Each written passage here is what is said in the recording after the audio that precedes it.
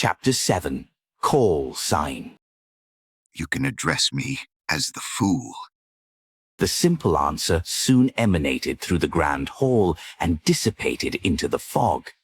However, the voice kept resonating in Audrey's and Alger's hearts, stirring up one ripple after another. They never expected such a designation, but they felt that he was deserving of it. The designation perfectly embodied his image as someone mysterious, powerful, and bizarre. After a few seconds of silence, Audrey stood up, held up her skirt slightly, and bent her knees, curtsying to Joe Mingrui. Honorable Mr. Fool, would you please permit me to take the liberty of requesting you to be the witness of our trade? It's nothing. Joe Mingrui's mind whirred as he answered in a way that matched his status. It's our honor, Mr. Fool. Alger stood up as well. He bent his back slightly with his right palm over his chest. Joe Mingrui lowered his right palm and smiled. Continue, the both of you. Alger nodded and sat back down before looking at Audrey. If you can obtain the ghost shark's blood, get someone to send it to the Warrior and Sea Bar at Pelican Street in the White Rose Borough of Pritz Harbor. Tell the boss, Williams, that it's what the captain wants. Once I acknowledge receipt, will you be giving me an address to mail the potion formula to, or do you want me to tell it to you here directly? Audrey thought for a moment before saying with a smile, I will choose the more secure method. Let's do it here, although it's a test of my memory. Since Mr. Fool had agreed to bear witness for the trade, it also represented that there would be a similar gathering the next time. With this in mind, she suddenly turned her head as she looked at Joe Mingrui with sparkling eyes. With a tone of interest, she suggested, Mr. Fool, would you mind making a few more attempts like this? Mr. Fool, don't you find such gatherings interesting? Although your powers exceed our imaginations, there has to be certain domains that you don't understand or excel in.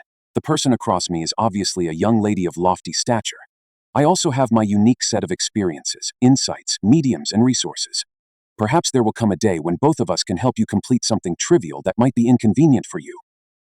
Alger listened to her suggestion calmly. He was tempted by the suggestion as well. He hurriedly echoed this. From his point of view, the fact that he had been pulled into this space without any warning or any means to resist meant that the mysterious Mr. Fool was in control. Participating in the gatherings was not necessarily something he could refuse. Therefore, it was better to reap the benefits of this encounter as much as he could to make up for his passive and disadvantaged state. The trio at the long table had different backgrounds, resources, information channels, and comprehension of the mystical domain. If they interacted and enjoyed some limited cooperation, they could produce unpredictable and immeasurable effects. The resource trade that had just been negotiated was one example. Another example would be if he wished to kill someone. He could easily request the gathering's members, who did not appear to be related to him, both on the surface and in reality, for help. He could perfectly misdirect any investigators. A young lady of lofty stature. Was my behavior and accent that obvious? Audrey stared blankly, mouth slightly agape, but she soon jolted back to her senses and nodded her head without any hesitation. Mr. Fool, I think it's a very good suggestion. As long as this gathering becomes regular, you can totally leave certain things that are inconvenient for you to us. Of course, it has to be something within our capacities.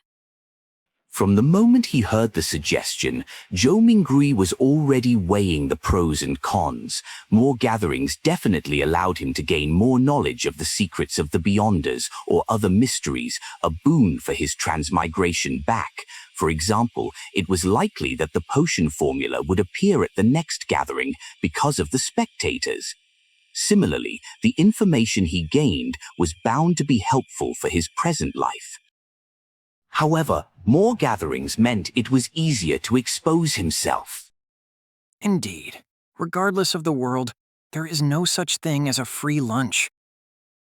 Zhou Mingrui extended his right hand again as he rapped the side of the long table with his finger gently. Considering the fact that he was in control of the gathering's summoning and dismissal, any threat of exposure was within the confines of his control. The pros clearly exceeded the cons, so Zhou Mingrui rapidly made a decision. He stopped his rapping as he smiled at the anticipative and perturbed gazes of the duo. I'm a person who likes a fair and equal exchange. Your help will not go unrewarded. Every Monday at 3 in the afternoon, try your best to be alone. After I make a few more attempts and figure out certain things, perhaps you can apply for a leave of absence ahead of time. You will no longer need to worry about being in inappropriate situations. This was a form of agreement to Alger's and Audrey's suggestions. Audrey had just turned 17. Having been taken care of her entire life, she had the character of a young girl. Therefore, she could not help but clench her fist and gradually pump it in front of her chest when she heard the fool's reply. Then, shall we give ourselves code names? After all, we can't use our real names for conversation. Without waiting for Alger to say a word, Audrey said in excitement, her eyes glowing. Although I might not be able to deceive Mr. Fool regarding my true identity, the person opposite me poses some danger. I must not let him know who I am. Good idea. Answered Zhou Mingrui in a simple and relaxed manner. Audrey's mind immediately began whirring as she aired her thoughts as they came to her. You are Mr. Fool, which is derived from tarot cards. Then, as a fixed, long-term and secretive gathering, we should be uniform in our designations. Yes, I'll also choose one from the tarot cards. Her tone slowly turned joyous. I've decided. My designation shall be Justice. It was one of the 22 major arcana tarot cards. What about you, mister? Audrey cheekily smiled at her partner, sitting across her. Alger frowned slightly before relaxing it immediately. The Hanged Man. It was another major arcana card. All right. Then we can be considered as the founding members of the Tarot Club. Will that be all right, Mr. Fool? Audrey was the first to blurt it out happily, only to look fearfully at the fog-concealed Zhou Mingrui. Zhou Mingrui shook his head in amusement. You can decide on such trivial matters by yourselves. Thank you. Audrey was clearly thrilled. Following that, she looked at Alger. Mr. Hanged Man, can you repeat the address again once more? I'm afraid that my memories will fail me. No problem. Alger was very pleased with Audrey's seriousness as he repeated the address once more. I heard that tarot cards were invented by Emperor Roselle as a game. In fact, doesn't it come equipped with the power to divine the future? After repeating it to herself silently thrice, Audrey said again in excitement. No, most of the time, divination stems from oneself. Everyone has something spiritual about themselves, allowing them to attune to the spiritual world and connect to information about themselves at an even higher level. However, ordinary folks are unable to notice this, much less be able to interpret the signs they receive. This information will present itself with the help of divination tools. Let me raise a simple example: dreams and dream interpreters. Tarot cards are, in fact, such a tool. It uses more symbolism and more logical elements to help us in conveniently and accurately interpreting the signs. Alger took a glance at Zhou Mingrui, and seeing no response from him, he refuted Audrey's claim. Although Zhou Mingrui appeared indifferent, he was actually listening very carefully. It was only at this point that his empty mind slowly became heavy as his head began to feel a throbbing pain. Got it. That's not what I meant. I'm not doubting the tarot cards, but I heard that Emperor Roselle had actually created another set of cards, secret and mysterious ones. They were paper cards which symbolized a particular unknown power. There were a total of 22 cards that he completed. Later on in life, he referenced them to create the 22 major arcana tarot cards which are used as a gaming tool. Was what I said correct? Audrey nodded in agreement. Following that, she emphasized this. She looked at Zhou Minggui as though she was attempting to get an answer from the mysterious Mr. Fool. All Zhou Minggui did was smile without saying a word. He cast his gaze at the hanged man as though he was putting him to the test. That's right.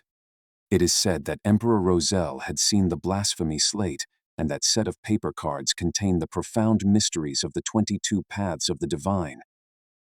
Alger subconsciously straightened his back and said in a deep voice, 22 paths of the divine. Repeated Audrey with a longing tone. At that moment, Zhou Minggui's headache intensified.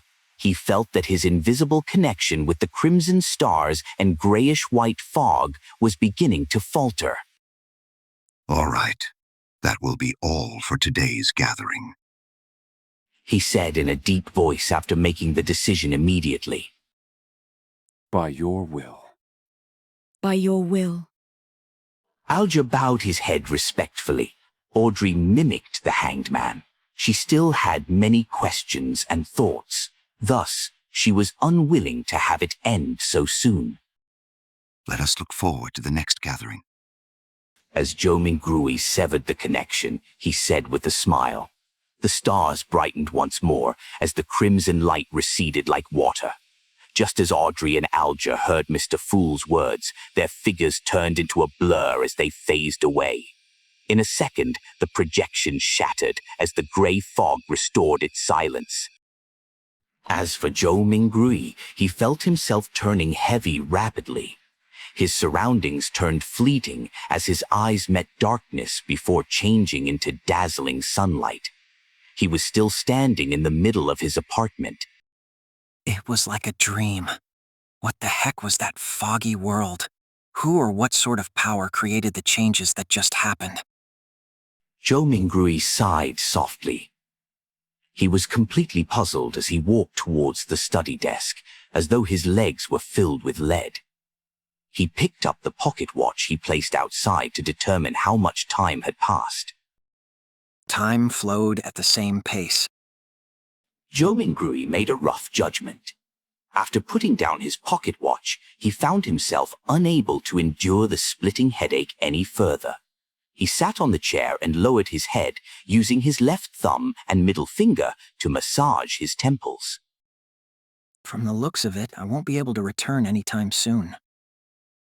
After a long while, he suddenly let out a sigh and said in Mandarin, "Only the clueless could be fearless." After witnessing such a fascinating event and learning the situation regarding Beyonders and the mysterious world, Zhou Minggui no longer dared to rashly try the luck enhancement ritual using ancient Faisak or Loan language.